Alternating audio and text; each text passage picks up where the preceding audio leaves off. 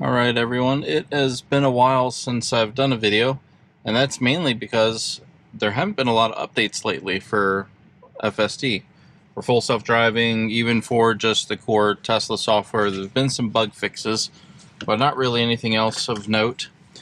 So I thought I would make this video though right now because I do see that I have 217 subscribers right now. Thank you very much.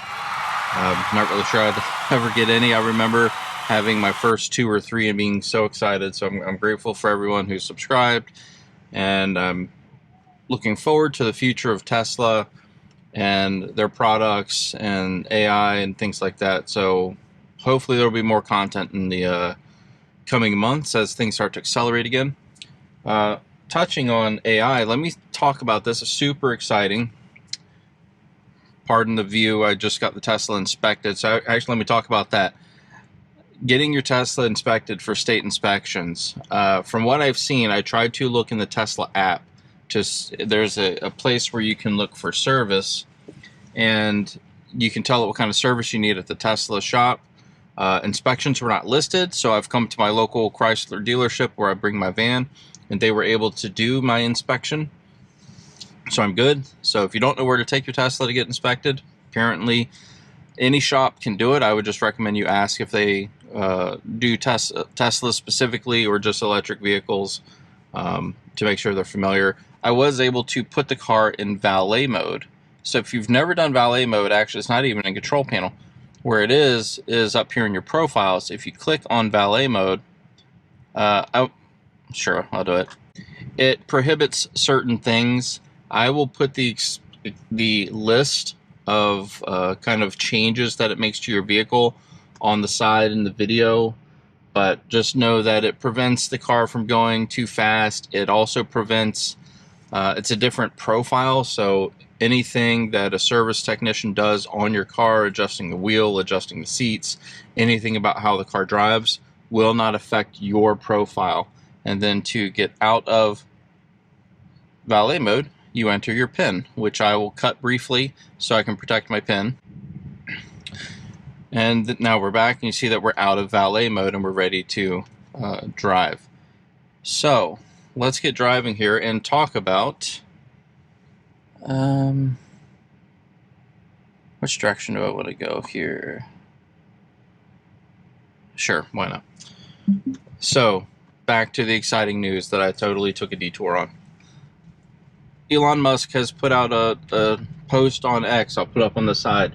There was a lot of talk about in this last event that they had for XAI releasing their newest AI model, Grok 4. That was released just a few nights ago. And here, let me try on full self-driving. And I watched the live stream event. And one of the things everyone speculated would be brought up would be the inclusion of Grok AI in Tesla vehicles. Everyone was betting on it, and they did not mention it one bit. So aside from Grok 4, that would be a whole different video talking about AI, but it's now the most powerful AI model out there, which is really significant.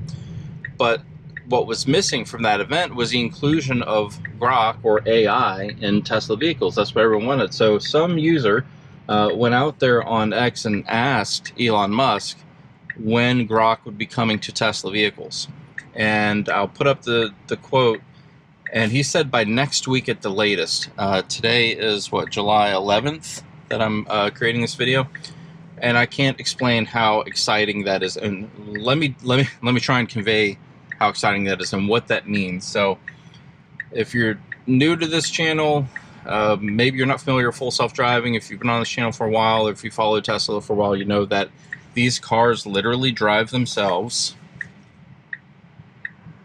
and they can drive themselves pretty much anywhere, in any environment, on any street. It's fantastic. It's leaps, just leap years and light years, whatever you want to call it, just so far ahead of what any other company is doing right now. But with the Grok AI coming to the vehicle, what that means is, number one, you get natural language processing.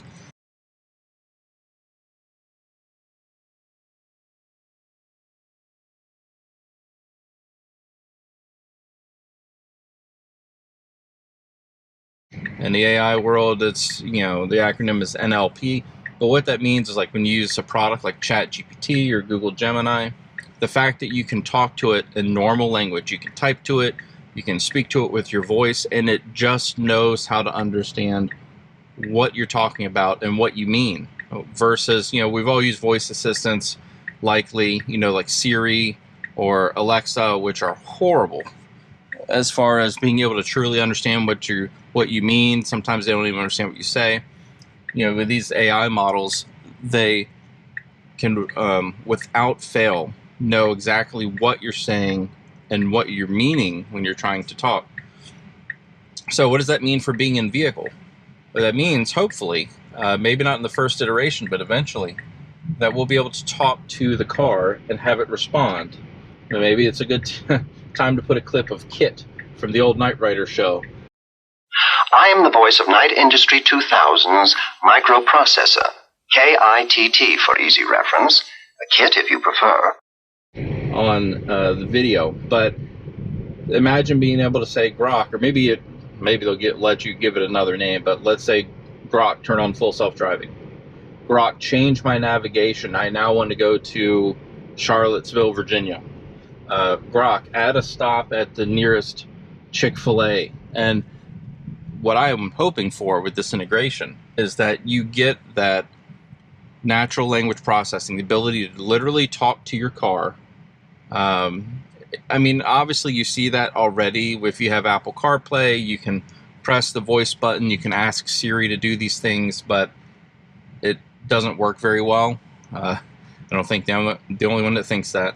If you have Android Auto as well, you can do the same thing, but it's just not as reliable without the AI. The AI is going to make it so reliable to understand what you say and to interpret the meaning and have the car do what you want. I could even see, you know, I've never tested the smart summon on my channel. Smart summons where you can hold your phone, you can hold a button, and if you're in a, let's say, on a storefront, like out on the sidewalk, you can have your car remotely come to you through the parking lot, your Tesla. I mean, I can even see an integration where you actually speak to the AI. Like, you go to the Tesla app and you tell Grok, bring my car to me, right? And it starts coming around. So there's a number of really cool things they can do. They've tried to do these things in cars for a while now with speech recognition and with some of these smart assistants to date, but they've not been very reliable, not been very powerful. You might have to memorize certain words or phrases, which can be overwhelming and probably prevents a lot of people from actually using the speech recognition in their car. So when Grok comes, I would expect that you can command your car to do anything that you can do physically through controls, anything in the menu, right? Just, you know, turn on YouTube on the back screen and go to such and such a channel and start autoplay, right? I would expect that the AI would be able to take all of those commands and follow them to a T, right? So there's some really exciting stuff there. Can't wait for it to, number one, actually happen, and number two, get to test it. So I'm hoping that my next video after this one is actually a test of in-car AI. That would be fantastic. All right, moving on to the next topic. Since there's not a whole lot going on with full self-driving or even Tesla software updates, we have seen the launch of Robotaxi.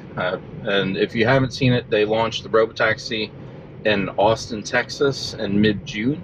Now, they don't have the actual Robotaxi Cybercab video, or I'm sorry, actual vehicle that they debuted on the, what was it, like the event last year? I forget the name of it, the 10.8 event or something. But what they did have were brand new 2025, 2026 Model Ys, just the new Model Y. And they had a Robotaxi logo on them. They have safety persons in the passenger seat, but no one in the driver's seat. And people have been able, by invite only right now, to call a Robotaxi to take them anywhere they want to go in Austin within a prescribed area. It's not prescribed like Waymo, where they can only operate. What it is they're, for safety reasons, they're just starting brand new, so they're limiting their area for capacity and making sure no one has to wait too long. But it's tremendous. And what that tells me is that unsupervised full self-driving is around the corner, because Elon Musk's vision has always been for every Tesla, whether it's an official Robotaxi or not, to be able to function as a Robotaxi. And in his vision, you could be sleeping and your car is running like Robotaxi trips while you're sleeping, making you, I don't know, let's say it does 4 or 5 trips while you're sleeping. Let's say people coming back home from bars or something like that. And you can make, let's say, $100 while you're sleeping, and your car comes back home and all you have to do is charge it up in the morning. So in order to get to that vision, the cars must be able to drive themselves. And not only if it's a Robotaxi, but every consumer Tesla that's capable of running it with hardware needs to be able to run that. So I suspect that the reason we haven't seen a new major version of full self-driving come out, or even a minor version with some feature updates, I truly believe that they are waiting to push the unsupervised full self-driving out next. I think we're in a pause until the next major release, probably with version 14, that'll become unsupervised. So I'm really hoping that happens, and that happens soon, but that also explains the delay in these videos. I try not to make a video if there's nothing interesting to talk about. So without a whole lot going on, there hasn't been a reason to, but this is some exciting stuff coming up. And finally, Apple had their Worldwide Developers Conference event. I think this was at least a month ago, maybe 2, a number of weeks ago. And in it, they brought up some changes that they're making in iOS version 26, the current version that's going to be coming out soon. And one of the things that I noted is that they are making a change to their Maps app, and it's something that I've said in a previous video of mine that I wish Tesla had. And I'll put up a screenshot or 2 maybe on the side, but they're going to start bringing preferred routes to Apple Maps. And what that means is, if you have a route that you like to take, maybe it's not the fastest, maybe it's not the shortest, but it's just the route you like to go, the streets you like to go, what have you. They're bringing that so that you can save a preferred route in Apple Maps. And that's exactly what I've been saying I would like to see in Tesla navigation. I would love to be able to say, let's say I don't like making a left on the 3-chopped road. I would expect it to never go that way. I either want that to be saved as a memory, like an AI memory, or I would like it to be a preferred route I think also would work as an option, where let's say I drive the route manually and save that as a preferred route. And now anytime I want to go to that location from my home, whether it's work or to my favorite Chick-fil-A or whatever, it will have an option to take my preferred route, and that would be the route it chooses. And let me show you a little bit. One of my problem points too with full self-driving isn't even full self-driving, it's navigation. So let me pick something random here. Let's pick this Target. Now, when you want to navigate somewhere with full self-driving, or with your Tesla, really anywhere, it's going to give you 2 to 3 routes by default. So here's a 13-minute route. I can click on this route over here. It's 15 minutes. Those are the only 2 routes I can select. And I have to select them before I start driving, right? Once I start driving, it's a lot more, presses on the screen to change the route. And neither route, let me go back to the Target. Well, here, let's just do Sam's. I don't want to look for it. Again, it's only going to give me 2, maybe 3. Okay, this one has 3 routes, but these are the only options. All right, what if I want to go this way, but cut up to Broad Street and go left for some reason? Maybe I don't know why. I mean, everyone knows in their neighborhoods the streets you like and the streets you want to avoid, whether it takes a long time to sit. Like this one right here, we get big slowdowns on the interstate. So if I'm saying, let's say I want to go here. Hang on a second. This is this is the problem you have to do once you start. All right, so look, I've taken this further. I've got 2 routes, 3 routes. I don't even know how to click on this third one. Maybe over here. It's not even allowing me to click on a third one. There we go. These are the only options I have. I particularly like to go out the back of my neighborhood like this. So I would like to see a route that takes me out that way. But it's not. So since I can't select that, I can't have the Tesla drive that. And if that's the preferred route I would like to take, I would like to see an option, much like Apple Maps, where there's a preferred route, or at the very least, it remembers some of my driving preferences, and those preferences would guide it likely along the route I would normally take. So that's a lot of words. All to say, though, it's very encouraging to see that Apple's doing this. I hope Tesla follows suit with their navigation, because especially with full self-driving, I want to turn it on and not think about it. And if it's not going the way I want to go, if I'm running late and it's trying to take the interstate route and there's a backup, the Tesla thinks it's the fastest route. I know that the backup at the interstate is going to cost me at least 5 minutes sitting in a turn lane. I don't want to go that way. But I may not think of it till I'm there. And then it's just too much to try and change it, especially with attention monitoring, with the full self-driving, the supervised.